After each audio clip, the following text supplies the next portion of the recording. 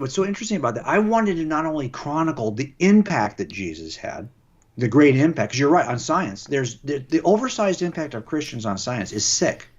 The scientific revolution is darn near entirely Christian, of one denomination or another. And all the science fathers, we started to do this research, we collected a list of about almost 1,000 scientists who are Christians who are historically important in science.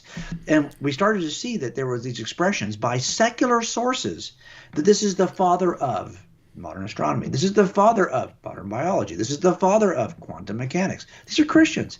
So I thought, let's go back. I want you to make a list of all of the science fathers who are Christ followers. That list is ridiculous. Every major scientific category. And even those that Muslims would say, well, no, we own that. Well, actually, you might own a predecessor, but the modern version of this scientific discipline, sorry, it's a Christ follower who formed it. Now, that was so interesting about that is I didn't want just the impact. I said, okay, now let's go back and let's read the personal journals of these science fathers to see what they really believed about Jesus. And it turns out that, yeah, it's true. From the personal journals of the science fathers, you can reconstruct more detail about, in fact, they even quote scripture often. So you can recall scripture quotes than you can from the church fathers. Now think about that for a second. And I am grossly underestimating the amount of information that's retrievable. Here's why. If you go and look for these kinds of sources, where would you go? I mean, we went online, we wrote books and resources, and for the most part, the religious identity of the science fathers has been scrubbed. So that I'm sure only capturing a portion of all of those who were Christ followers.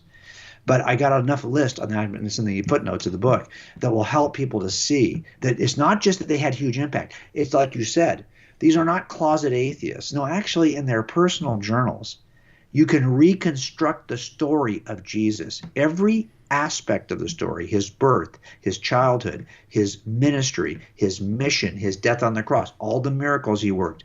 These folks did not, like you said something really important, this idea that Christian scientists believed they were worshiping God. Now, think about that for a second. If you're just geeked out on physics, you can be a good physics professor because you're geeked out on physics. That's what you like. Mm-hmm. But if you not only are geeked out on physics, but you think that you are worshiping the God who you are bending your knee to, oh, trust me, the level of dedication there is much higher. You're not just geeked out. You're actually worshiping the God of the universe. And that is the amazing thing about all of these science fathers. You're right. Kepler says we just thought we were, thinking God's thoughts after him, that we were these high priests of this scientific discipline, and we wanted not to venerate our own intellect. We wanted to venerate the God of all intellect, and that's the kind of thing that level is different. Most of us have an interest in certain things, but we don't see it as a form of worship, and that drives us to a whole nother level of excellence. And so that's why I think there's a lot of reasons why you see this. Look, for the most part, I don't think that before Christians came on the planet, this idea of a single orderly God that's distinct from his creation, that matter is not unworthy of our investigation, that we are a people group who in monasteries are willing to get our fingers dirty. We'll touch things. We'll do cadavers. We'll do all of this. We'll actually move this discipline that used to be called natural philosophy, because it was done entirely with our minds, that we are the ones who were touching the sick, who were serving the poor, who were digging into the dirt to harvest crops. And we had no problem then moving toward a physical examination of our philosophies about nature. That simple shift in worldview ignited the sciences, and that's why so many Christ followers were so deeply involved. By the way, you know this. I did a chart of all the scientists who are involved in history, and there's a huge golden age of Islamic endeavors, about to the 12th, 13th, 14th century, in which Muslims contributed deeply to the sciences, but it stopped. Mm-hmm. Now, we can argue why it stopped, but the modern sciences that we typically think about are not founded by Muslims. They contributed to a progress for sure. But that's why the scientific revolution, I didn't invent that term. That's not a term that's invented by Christians. That's a secular term. that is dominated by historically Christian scientists. So I think it's interesting that this worldview births science in a way that no other worldview has ever birthed science. It's something for at least, but does it mean that Christianity is true? No, I'm a cumulative case guy. I've never gone into a jury trial with one piece of it. I don't even like cases that sit on one witness. Good luck with that. I would much rather have a cumulative case so these can be a check and balance system in place from evidence. And that's what we have here.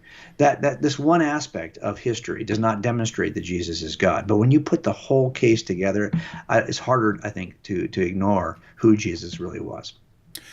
And the scientific aspect kind of fits the same pattern as the other issues you mentioned, in that the religions that came after Jesus, they tried to incorporate him somehow. And even the religions that came before Jesus, they tried to rewrite the script a little bit to include Jesus after Jesus came along. But then you have like the scientific revolution. And now, of course, you have plenty of atheist scientists now. But Yes. It's like they're doing the same thing that Islam did. They're taking some parts that they couldn't kind of function without, that they still want a piece of it. And so, I mean, I'm not talking about them making Jesus a great moral teacher and trying to get him that way, but the idea that this universe is created by a mind, and you've seen the artwork back then. They would depict like God, like compasses and so on. That Yes. God is this architect and so on. He's calculating everything, and so there. On the one hand, there's this idea that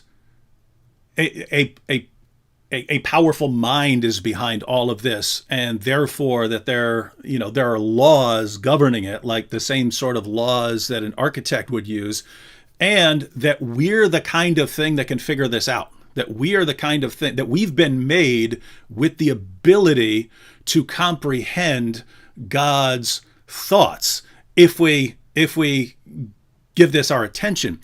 And notice, neither one of those things would make any sense on atheism. It wouldn't make any sense to think that there's a mind, or that this mind use all these laws to govern the universe.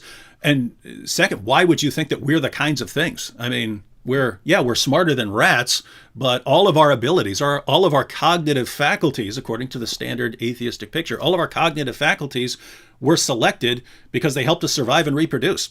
So right. They it's species arrogance that makes us think we're at the top of this. That in other words, there's no understanding beyond our own that's necessary. Yeah, you're absolutely. Why would we trust our own intellect if we're not? Yeah, exactly. So I think you're absolutely right about that. And I think this is one of the things that me as an atheist, we stand on the shoulders. But I think it's interesting. We talked about how Islam seems to, there's a book, you probably know a lot more about this than me, The Closing of the Muslim Mind. So I bought this book early on, and as soon as it was published, and kind of wanted to understand, why is it that there's a golden age? Here's my fear, David. I don't want there to be a golden age of Christianity in the sciences. I don't want us to be able to look 1,000 years from now and say, oh yeah, there was a time when Christians actually, they contributed something. But, now it's like, no, well, look, we're in a danger, I think, for many political reasons. Like, we're in a place right now where this last year, have we not said to ourselves, do we trust the sciences? The sciences they're trying to control us with the sciences. You hear this kind of language. Listen, family, do not step out of our leadership role in the sciences when we don't need to. It's our worldview that it ignited the sciences. Don't give that away. Don't let us fall into this idea that we can't trust. Look, everything's about inferences. I use the same scientific data to make a case for God that the atheists use to make a case against God. The data is rather neutral. It's being inferred by somebody. We as Christians have the ability to infer properly from data. Don't surrender that right now and let them say 1,000 years from now there was a golden age for us as well.